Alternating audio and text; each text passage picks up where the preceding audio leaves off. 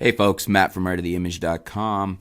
A good reader comment here on the video I did about an all-in-one camera. Basically, our viewer was writing in for that video, had a question about the best all-in-one camera, and he wanted it to be used for everything.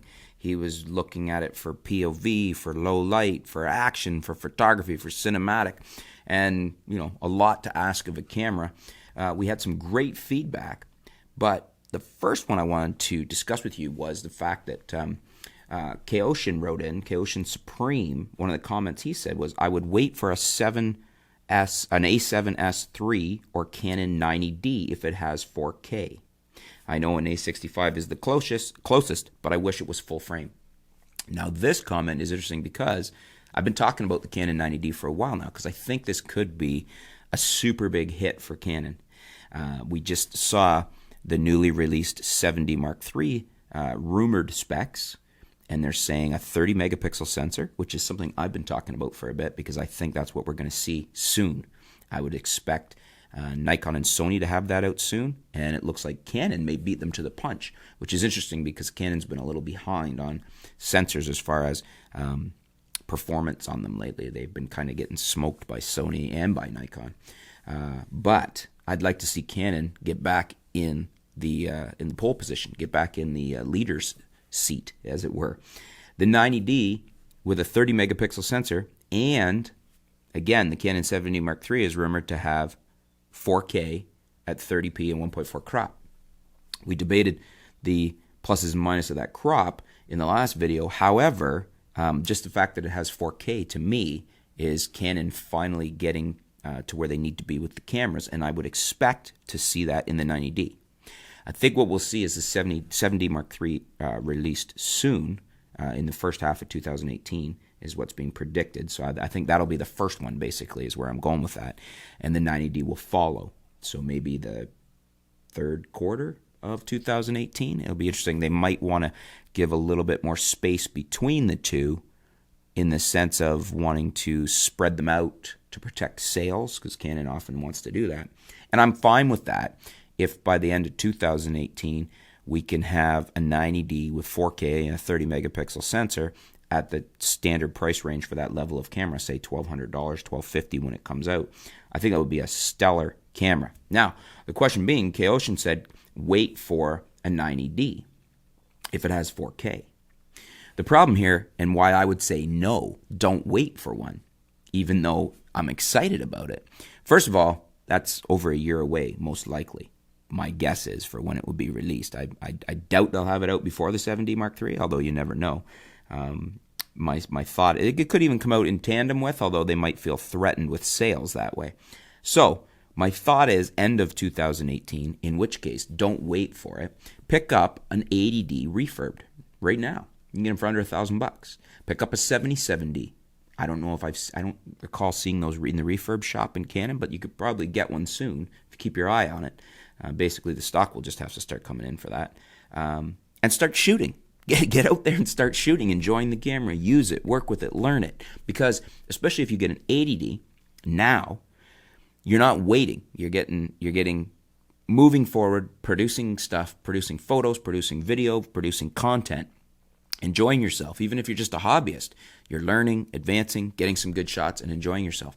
And then when the 90D comes out, hopefully at some point in 2018, you can look at selling your 80D or your 70 if that's what you got as a used camera and not lose too much on it, and then buy into the 90D. And then if you find that you want that increased resolution and you want the 4K, which I certainly would, some of you might not. But the point is, if you get an 80D now and get out shooting, you can get one for a great price, especially if you get a Canon refurb from the refurb store, or even on sale or whatnot. I'll put the links below. You can check them out on Amazon too. But it's a great camera. I really like the 80D. And even though it doesn't have 4K, which I do think is a failing, it's still a good video camera. 1080 is still workable at the moment. And if you were wanting to invest in the Canon APS-C system, then I would go ahead and do that, and I would get the 90D when it comes out. Now, the only problem there is if the 90D comes out and doesn't have 4K, then you were waiting. So, but the option, I'm pretty sure we're going to see 4K in the 7D Mark III, So you would always have the option to upgrade a little bit more money into the 7D Mark III. So I don't think that's a bad way to go, but I wouldn't wait.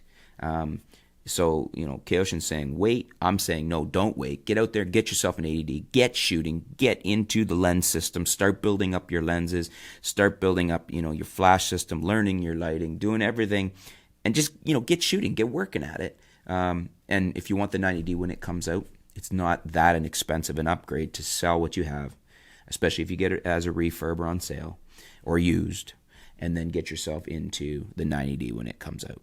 What do you guys think? Do you agree with me? Is that something you would do? Do you agree that you should wait? Or do you think you should buy something now, like the 80D? Let me know. Let me know in the comments below.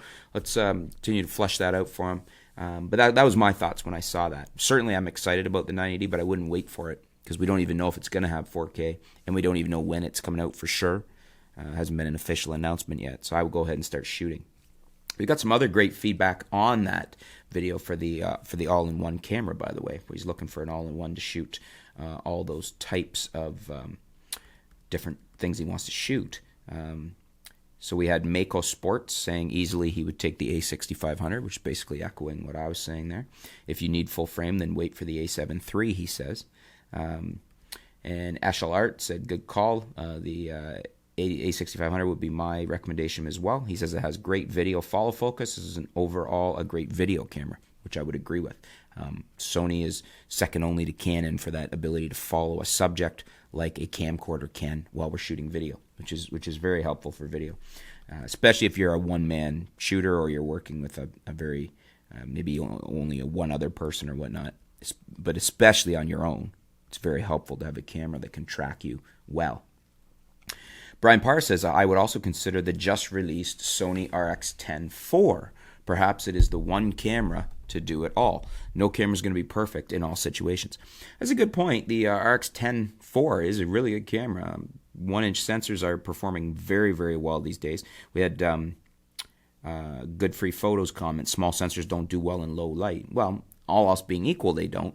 But the 1-inch sensors these days are performing on par with what our early APS-C sensors were performing at. And they're not bad at all. Plus, in video, you can usually control your lighting. If you're shooting in a situation where you can't, then maybe not.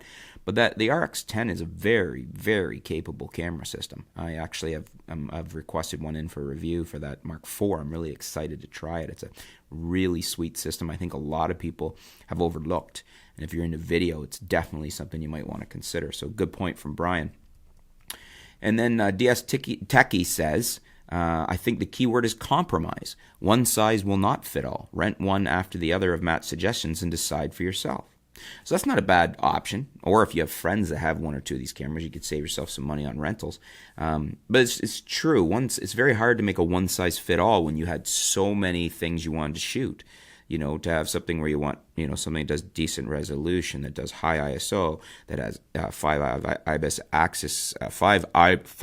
axis IBIS image stabilization. All these things you were looking for is hard for one camera to do. It is hard to find a one-size-fits-all camera. DS Techie had another good point. Another point to keep in mind, IBIS does not work satisfactorily with long telephoto lenses. So one had to either let go of IBIS or wildlife bird photography from the priority list.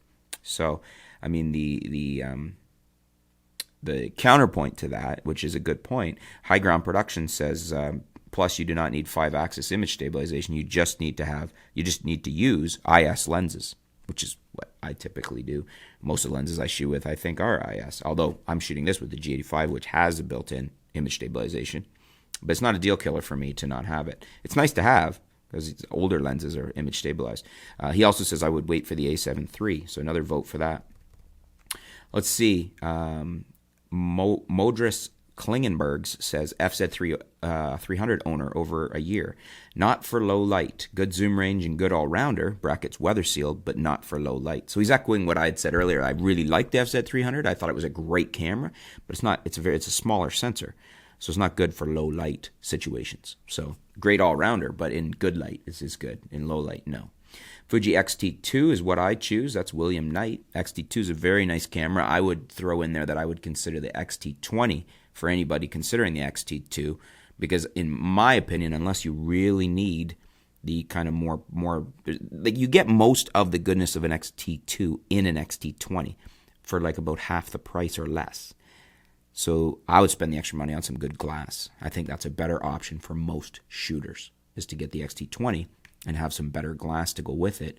And I think you're gonna be happier with that than if you'd spend the extra money on the camera body and didn't have as much glass. It's my thought, anyways. But good point from William Knight. Let's see here. Another vote for the A6500. We got High Ground Productions again saying, honestly, I would get the A7R II, which is arguably Sony's best camera out there. I think it does pretty much everything. If I was going to buy in the Sony system right now, that's probably what I would buy, the A7R II. It's a very nice camera. High megapixel, good video shooter. It does pretty much everything very nicely. Muhammad Jamal says another option is the Olympus OMD EM1 II, version 2, and the EM5 II. Both have 5-axis IS, and they are good options if you're okay with a micro four thirds sensor size. Yeah, I don't disagree with that. You could certainly try those out. I prefer the Panasonics over the Olympus. I just find the Panasonics to be more versatile and better controls, and I just like the way they do video better, and I think they do a better quality video than Olympus has. I think Olympus is making gains in that area, but certainly historically Olympus hasn't been good for video. I really haven't played with the latest iterations of those, but I still think Panasonic, from what I've seen from the output, is better than the Olympus system for video. I think the Olympus is a really nice system if you're just looking for a hybrid and you're not really heavy into video. If you're heavy into video, I would go Panasonic. Personal opinion, but certainly an option you could look at, as Muhammad said there. And then a last comment came in from That Was Tricky. That's the YouTube username. While I also agree that the A7 line would be the best choice, but one of the A7S. So the A7 II does line skipping in video, and it's really noticeable. The footage becomes almost unusable in some cases due to the moire.